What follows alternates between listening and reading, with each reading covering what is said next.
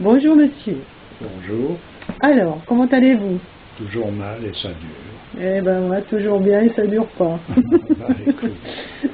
Bon, alors, aujourd'hui, j'aimerais bien que tu me parles un peu plus de ce retournement dont tu parles si souvent. Il faut se retourner. Alors, je pense que c'est une image, évidemment. Et alors, se retourner comment? Comme une crêpe? C'est-à-dire, explique-toi un peu. C'est une image c'est difficile d'expliquer ça mieux qu'en parlant de retournement. C'est un peu comme, au lieu de regarder le reflet, il faut regarder la chose qui se reflète. Voilà le retournement. D'accord. Alors on dira Oui, que dans la d'accord. manifestation des choses, chaque manifestation représente un symbole qui rappelle Dieu à un endroit précis. Donc il faut se tourner de ce côté-là, ou bien on se retourne du côté de l'aspect phénoménal et on considère les objets pris séparément comme étant en somme à part entière quelque chose qui est hors du compte de la représentation divine. C'est une perspective, voilà. Qu'est-ce que l'on voit quand on est en face de tel... Par exemple, quelqu'un qui est en face d'un bel arbre, qu'est-ce qu'il voit? Alors, on prend plusieurs personnages, on peut rencontrer des personnages qui vont voir les choses, qui vont voir cet arbre différemment. Et pour la pensée, par exemple, d'un homme de tradition, je vais reprendre l'exemple de l'Inde, le commun des mortels de l'Inde, qui est en rapport quand même encore avec sa tradition. Quand il voit un arbre, il voit un espace dans lequel vit un arbre. Voilà. D'accord. C'est ça, se retourner, c'est voir les choses pour ce qu'elles sont, plutôt que par rapport à leurs apparences, qui est déterminée par notre propre apparence. C'est-à-dire voir plutôt l'aspect invisible des choses plutôt que l'aspect visible? Non. Non, c'est pas ça. Pour celui qui voit ces choses-là, c'est les autres qui deviennent invisibles. Donc ça devient très relatif. Pas évident à saisir. Bien sûr que non, c'est pas évident, mais ça nécessite une démarche. Et là, on arrive toujours à ras les choses, c'est-à-dire les explications. Qu'est-ce qu'on peut pas aller.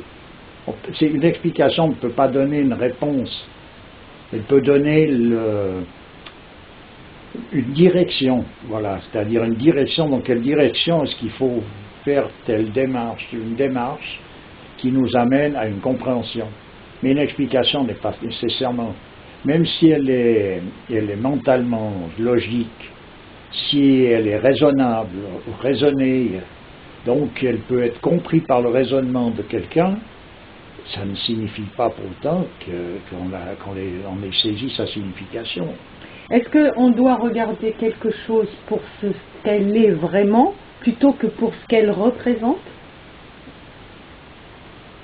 Non, parce que ce qu'elle représente, c'est ce qu'elle est vraiment. Ouais. Donc c'est pas ça. C'est de la prendre pour autre chose que ce qu'elle est vraiment. Voilà, c'est donc ce qu'elle représente, c'est ce qu'elle est vraiment. Oui. Simplement, c'est enlever les différents prismes qui sont devant, qui déforment cette réalité. Voilà. Et donc se retourner à l'intérieur de nous, c'est changer cette position qu'on a l'habitude d'avoir pour en adopter une autre. Je sais pas, ça peut pas se faire comme ça. Ça peut pas se faire comme ça. Il s'agit bel et bien de perspectives différentes. Simplement, on peut pas comme ça. C'est pas la perspective qui est en quelque sorte erronée, qui va pouvoir se changer en une perspective qui, elle, ne l'est pas. Donc, quelle est la démarche? Et c'est là où je parle tout le temps de démarche, c'est-à-dire qu'il faut être en rapport avec une tradition et suivre des préceptes qui correspondent à ce que l'on désire obtenir. D'accord. Quand je t'ai montré cet audio là de Conscience 3, tu sais, qu'on a pas mal apprécié. À un moment, il y a un extrait d'une femme qui joue, c'est quel instrument déjà? Violoncelle. Du violoncelle. Et tu m'as dit à un moment donné, elle n'est pas dans la bonne position, elle est à l'envers. Oui, parce que les sons les plus bas sont les sons célestes, et plus elle monte dans les sons avec son violoncelle, plus elle met le regard, elle dirige son regard vers le ciel. Alors comme que c'est si contraire. cette ascension représentait une ascension vers le ciel, alors qu'il s'agit plutôt de l'inverse. C'est les sons bas qui sont les plus près du ciel. Et les sons élevés qui sont les plus hauts, près de la création. On a revu ça dans les champs vibratoires que tu m'as fait voir plus tard. C'est que plus le son est élevé, plus le dessin est élaboré. Donc plus on va vers la périphérie, plus on va vers la manifestation. Oui, l'audio. Mais je mettrai les liens de voilà. l'audio. Et voilà, c'est clair. Oui. D'accord. En parlant de cet audio Conscience 3, elle a été relativement bien faite dans le sens que bon, on peut discuter sur la musique, sur ceci, sur cela, bon, mais elle s'est faite d'une manière moderne, mais cette explication sur les champs vibratoires, elle est suffisante pour donner une idée de ce que ça représente. Et il a mis beaucoup l'accent sur le fait que la prière émane justement un champ vibratoire puissant, qui est en réalité le seul à pouvoir changer le monde. Ouais. C'est bel et bien vrai.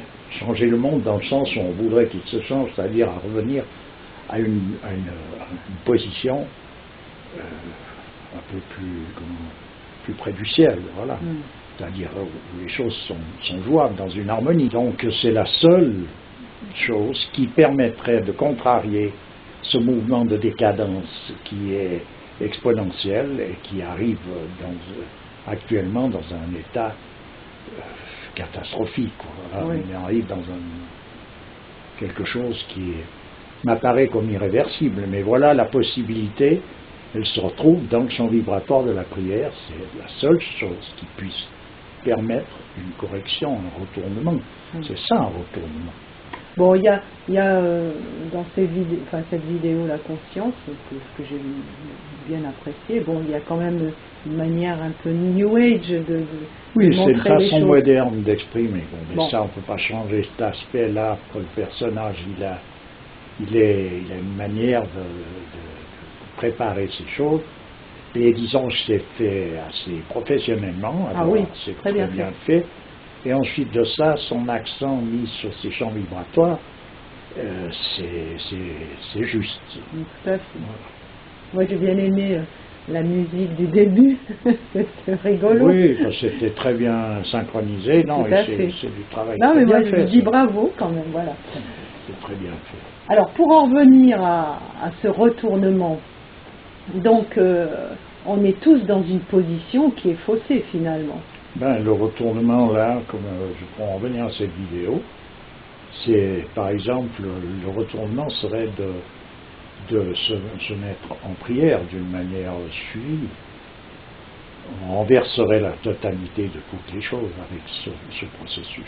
Tu veux dire, au lieu de parler, de mentaliser, au lieu de faire toute une histoire autour des choses, chercher les poux parmi la paille, aller voir ceci, parce que peut-être, il faut le faire en prière. La prière prévaut. C'est quand on parle de priorité sur le plan pratique. Et bien ça, c'est prioritaire. Voilà. D'accord. C'est prioritaire sur toute démarche.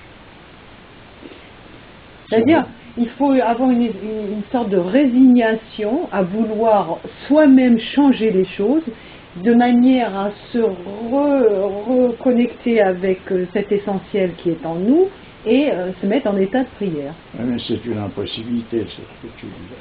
Ah bon? Tu peux pas. C'est qui fait ça? On dirait qu'il y en a un qui dirige d'autres personnes. Il y a un chef d'orchestre qui dirige les musiciens dans le sol et même au personnage. C'est pas tant possible. C'est comme je te dis, ça n'est pas. C'est un peu j'en ai déjà parlé, le voleur qui se déguise en gendarme et qui procède à sa propre arrestation, c'est pas possible ça. Il y a des démarches qui sont expliquées et qui peuvent être, qui prennent les personnages en charge dans le cadre traditionnel. On pourrait dire que pour prier, il faut croire, et pour croire, il faut prier. Donc, à un moment donné, il y a une ambiguïté qui se trouve. Oui.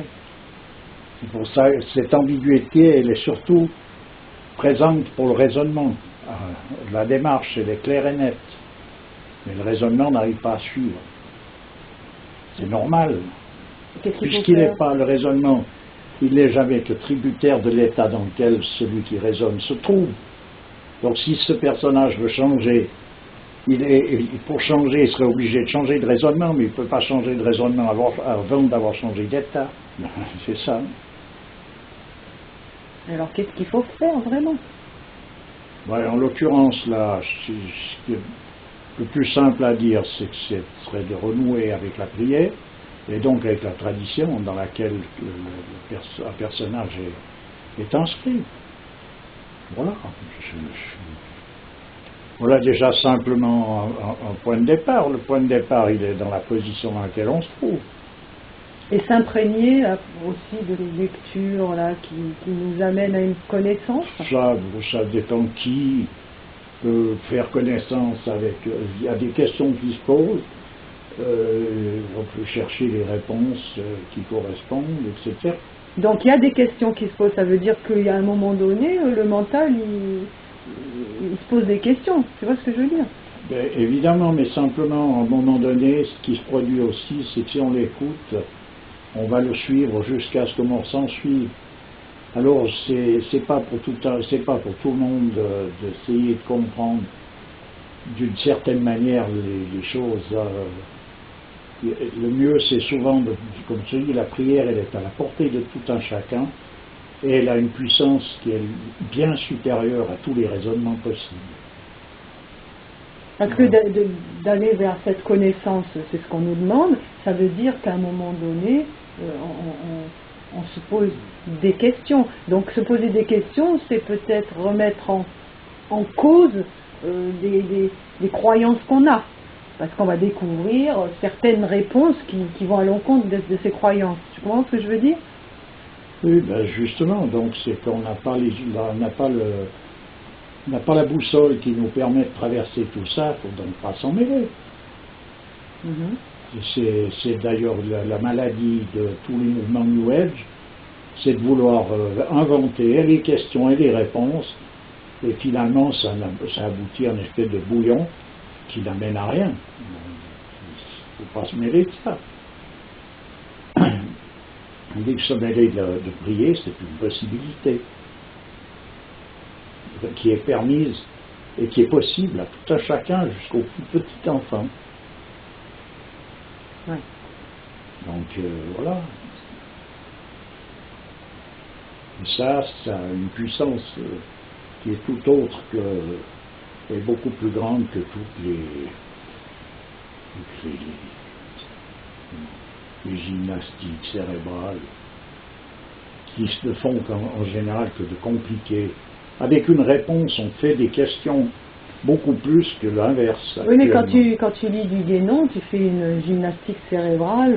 C'est vrai, mais un homme comme Guénon n'est lisible, je pourrais dire véritablement, que dans le cadre d'un mouvement traditionnel. Autrement, vu d'un point de vue profane, on voit Guénon, c'est un homme qui a une rhétorique assez impeccable, qui montre qu'il a l'air d'avoir touché des choses et qu'il a des connaissances. Simplement, ce qu'il en dit, pour un profane, ça peut très bien être compris très différemment que ce qui devrait être.